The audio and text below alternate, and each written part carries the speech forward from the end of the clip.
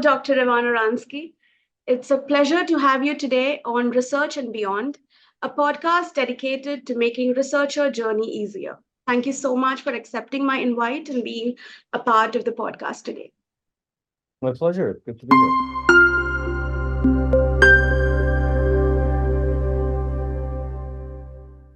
And today, as we speak of science and research, we can't just take everything at face value, as everyone would agree here. There needs to be a system of checks and balances, someone keeping an eye on things and making sure everything is above board. That's where science journalism comes in. And when I think of them, one name that pops in my mind without a second thought is of you, Dr. Oransky. While I'm particularly intrigued in your current role as the editor in chief of The Transmitter and the distinguished journalist in residence at New York University's Carter Journalism Institute, I strongly believe that your efforts in teaching the next generation of medical journalists must be immensely rewarding. It's very rewarding to teach students, mostly because I learn probably more from them than I teach them. It's a great privilege to be able to do that, and I've been doing that for almost half my life, for actually, for more than 2 decades, and every year I learn something new, so it's really terrific. That's commendable. And also your journey from, earning a medical degree at NYU to becoming a globally recognized voice in science communication is remarkable, in my opinion, for someone who has been in the industry for only 5 years now. That's me. So it's really inspiring to look at your journey in that area. And of course, we can't discuss your accomplishments without mentioning Retraction Watch, who I have been following day and night. The groundbreaking initiative, as I may call it so, that you co founded to promote accountability and integrity in scientific research. It has undoubtedly transformed the landscape of scholarly publishing in ways more than one, I would like to believe. Yeah, I appreciate that. You're very kind to say that. I generally leave it to other people to say whether or not we've had an impact. I hope we have, but really, we're just trying to tell stories and document what's going on, and if that's helpful, that's terrific. Absolutely. So, today, as we speak and unravel some intricacies and unknown facts of investigative journalism, I'm eager to dive into your perspectives on the evolving role of journalism in safeguarding scientific rigor, exposing misconduct, and fostering public trust in research, especially in this AI advent times. So, thank you again for being here, Dr. Oransky. Yeah, good to be here. To begin with, I would like to ask you and take people back to where you started from. So, from having to attend Harvard to becoming one of the most influential science journalists, could you please take us through your journey in short and what influenced your interest in this area? Sure. And again, um, I don't know that I'm one of the most influential science journalists. I can think of a lot of people who've done a lot of important work, who are certainly better known.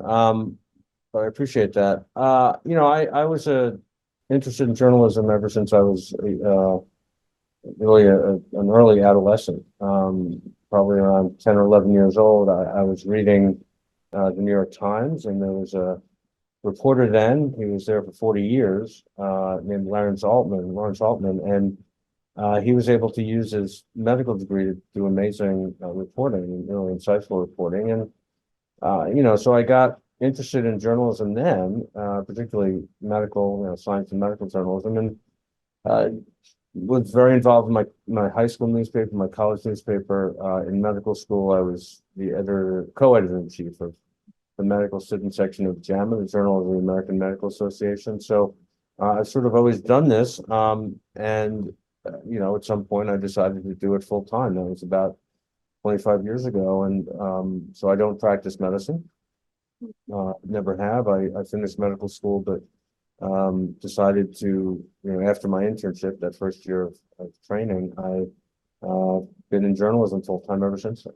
Yes, that's absolutely inspiring also, because a lot of people taking academic studies and getting into a profession, deciding that that will be their vocation later on, but eventually end up into doing something else that interests them the most. So when you took up journalism as your profession or something that interested you, you may have come across a lot of instances where there may have been certain high profile cases, or certain situations where you may have to protect the whistleblowers.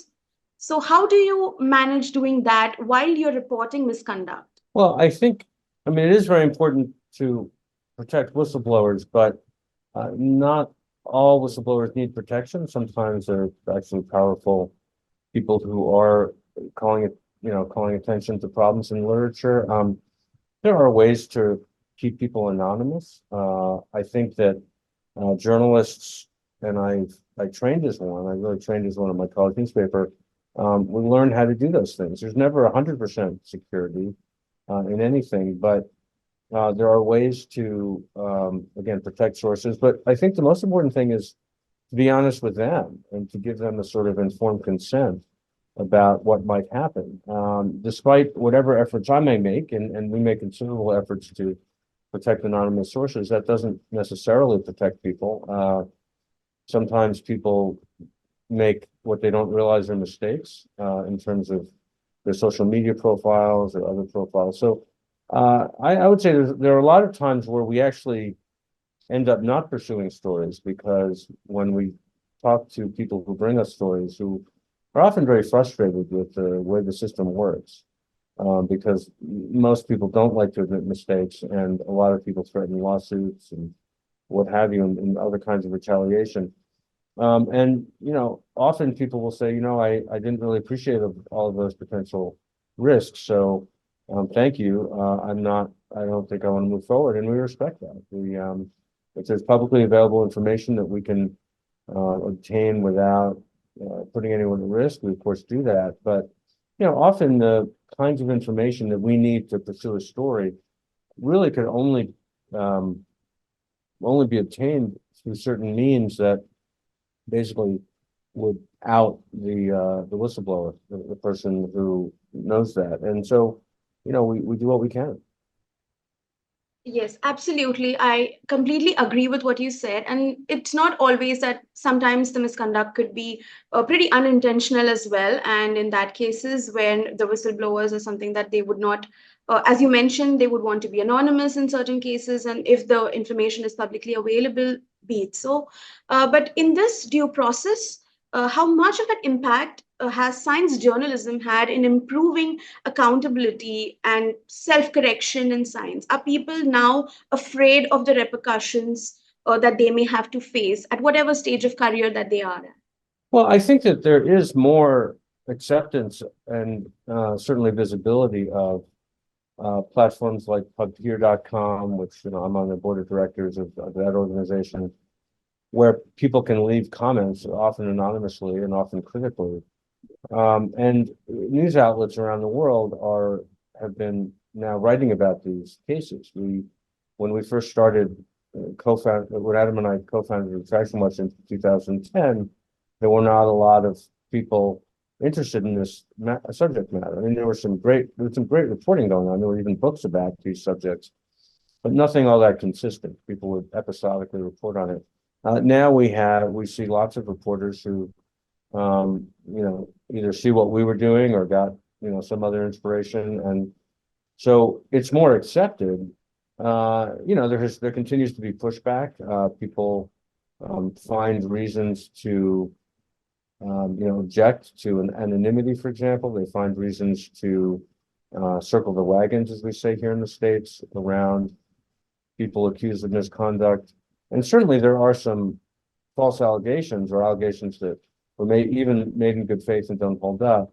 But the bigger problem is that too many journals and scientists and institutions and even governments continue to act as if none of the allegations were true, and that's really problematic. So, and again, whistleblowers and sleuths, which we call them. They're not all technically whistleblowers, because whistleblowers, you have to be within an organization that is affected Yes. where you know it's happening. Some of the sleuths face most of them are not paid, and they face. I'm not paid for Retraction Watch either. That's a volunteer activity, but they face threats of lawsuits. Very rare that people actually file lawsuits, but when they do, that can be quite crippling financially. So I think people are aware of that, but many of them persevere because they are seeing how important it is to correct the record and to hopefully, therefore, bring back trust in science, which has taken some hits in the last several years. Yes, yes, I absolutely agree. And adding to your point, especially when it comes to, let's say, investigative journalism in medical and healthcare, um, journalists face a lot of numerous obstacles in their pursuit of healthcare stories, maybe legal hurdles, as you mentioned, lawsuits. Defamation laws is one of the reasons that probably sleuths are not really wanting to bring it up, which can also impede access to information and sources, if I'm right. Well, if someone, responses to defamation lawsuits depend on the jurisdiction. Here in the States, truth is a defense for libel.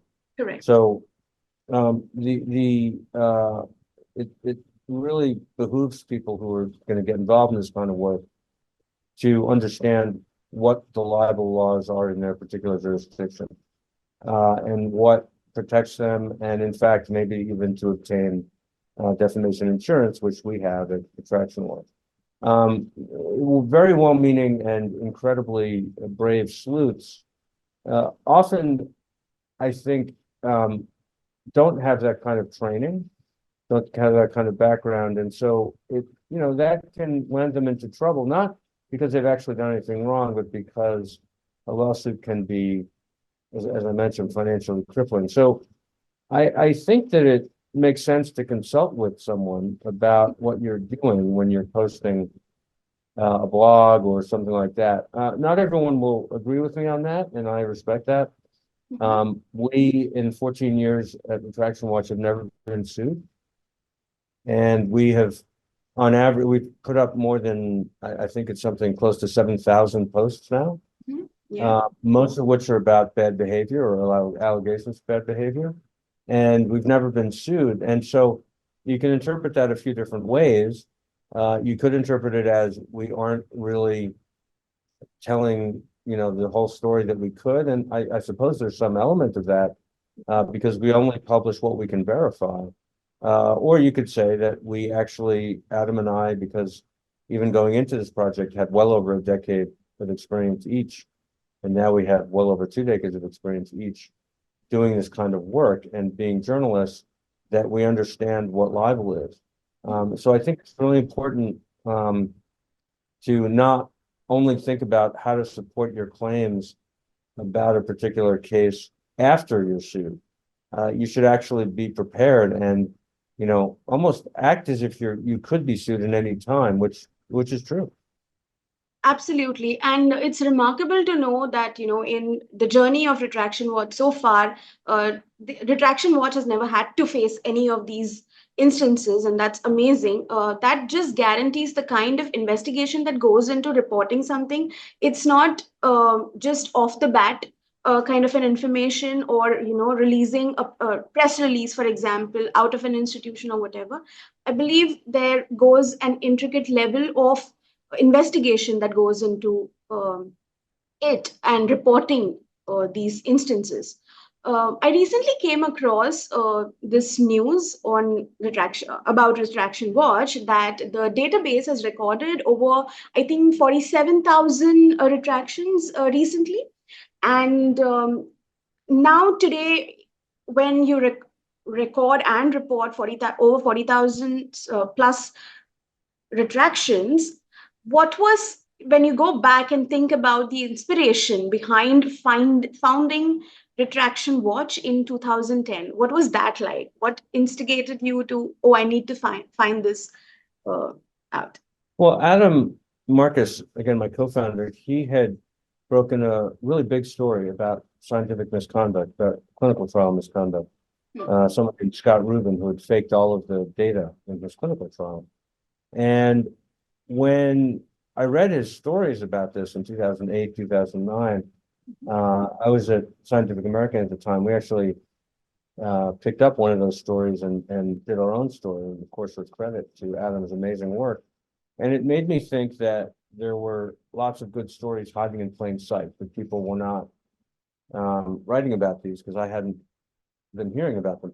I knew what retractions were. I had reported about a few of them here and there, but I hadn't really done a careful study. I hadn't really, pushed on this. And so Adam and I would talk about this case and about other cases we'd see. And, eventually in 2010, I went to him and said, what if we wrote a blog about it? And so, the inspiration really was Adam's work, and the sort of what made us think that there was something that we would occasionally write about was there were retractions all the time. We also noticed that the retraction notices were often either unhelpful or misleading, and we thought that was a bad thing for science. And so we didn't actually think about the database for some years. So probably about within a year or so, maybe a year or two, Adam and I realized that we couldn't keep up with, all the retractions anymore. There were far more of them than we thought. And they also weren't being recorded in all the databases that they should have been. And so, in 2014, foundations began calling us and saying, you're doing interesting work that we think deserves some support. What would you like to do?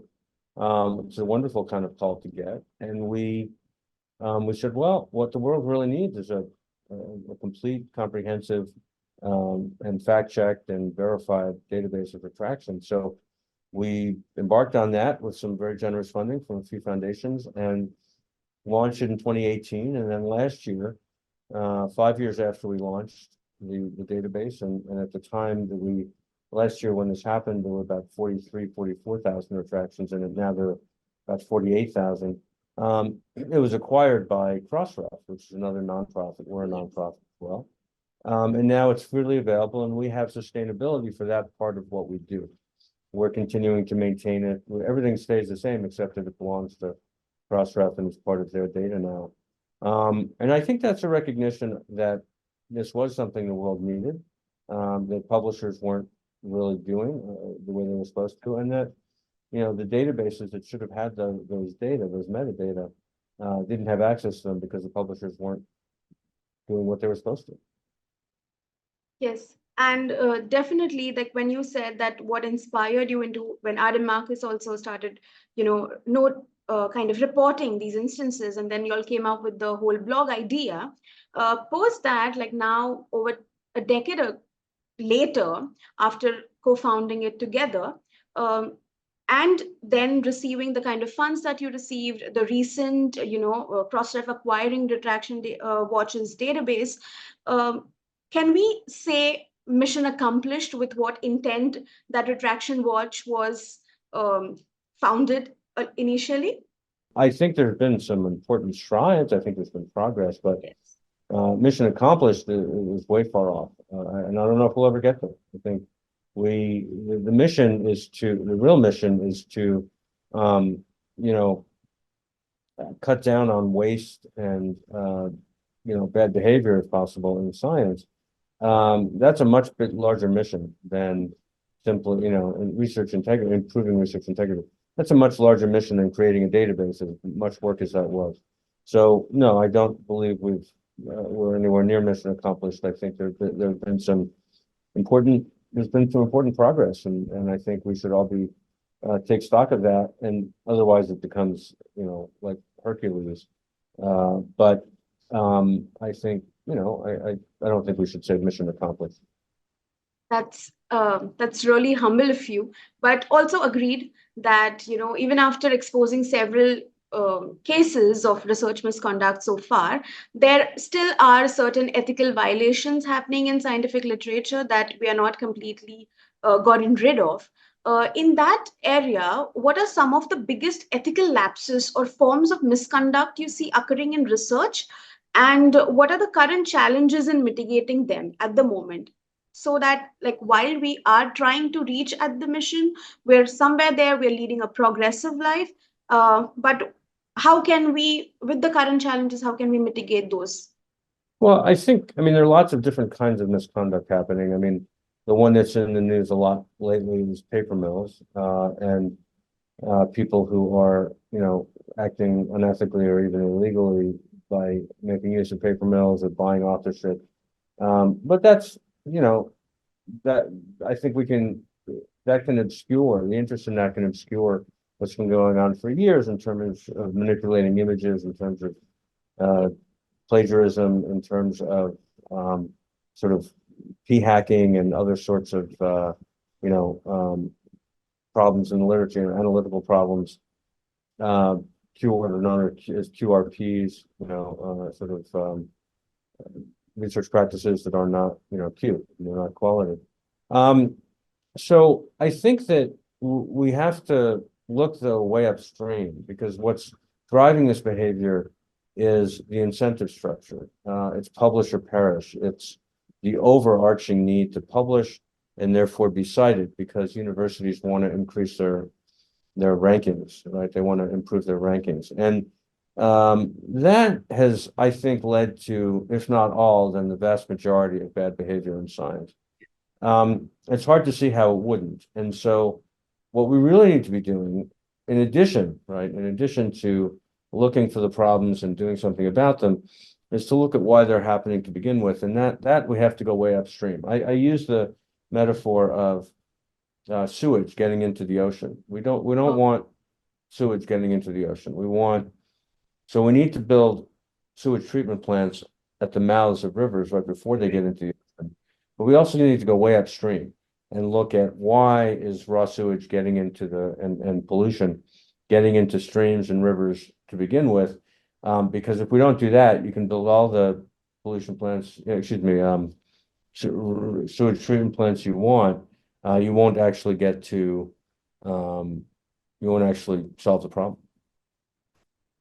I absolutely agree. And the way you mentioned that, it's necessary for us to identify where it begins at, right? We need to go upstream rather than just treating the sewage at the mouth of the rivers, right? When it's connecting to the ocean.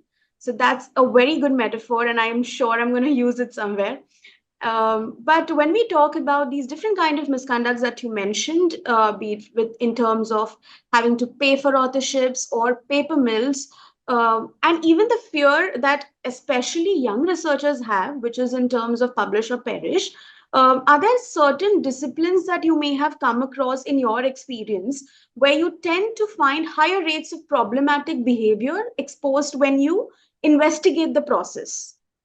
No, and I think, I'm asked this question a lot. It's a natural question, but I would say that because we're only really investigating the process of whether Correct. retractions are happening or not, what I tend to say is that when I see fields that don't have that many retractions, I think it's because nobody's looking for problems.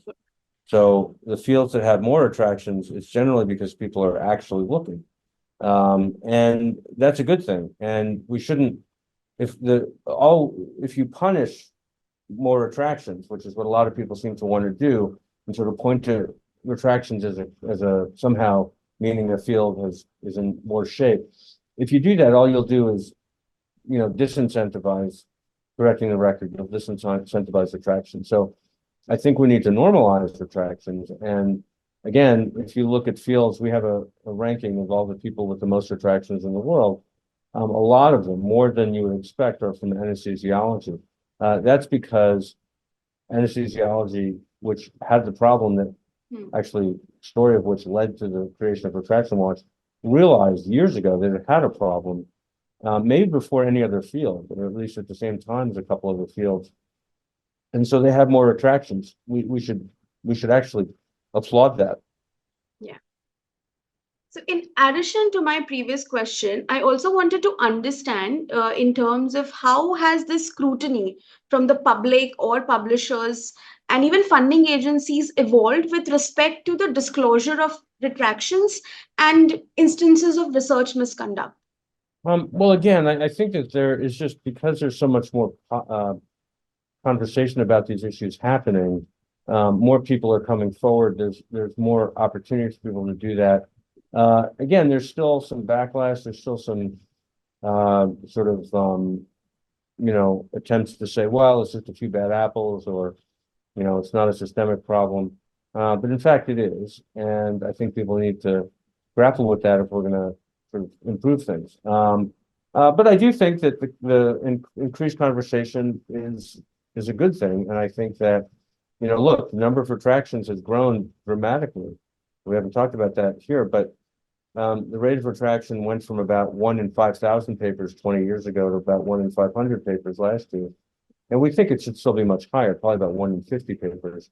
But that increase is absolutely due to more people having the opportunity to point out problems, and to people actually doing something about it. Yes, definitely so. And, like earlier when you mentioned, that struck my attention when in 2023, when Crossref acquired Retraction Watch's database that we were earlier speaking of, beyond having to make the retraction database easily accessible to publishers, researchers, what other goals did Retraction Watch aimed to accomplish with this acquisition taking place? Well, again, we did very much want to have open data. That's always been our goal. We just had to charge for it in order to be able to continue doing the work. But it also brought sustainability for our efforts. We now have a 5-year agreement. It included an acquisition fee and a 5-year agreement to continue operating the database, and to improve the database. Crossref has tools and resources that I don't know that we ever would have had, certainly don't have now, that will only improve the presentation, will only improve the data, improve the user experience and the capability. So this is a very exciting, it was a very exciting announcement to be able to make. Yes, and congratulations on that as well. It's definitely helping a lot of us, and especially funders and researchers overall, in better understanding where to go about and what best practices could they follow in terms of maintaining research integrity. So we speak about AI's advent coming up soon, and the ECRs are resorting to AI more than experienced research, I would say. But to what extent can we trust AI systems to detect misconduct and research fraud? Is there any alternative? AI is not the answer to finding research fraud and misconduct.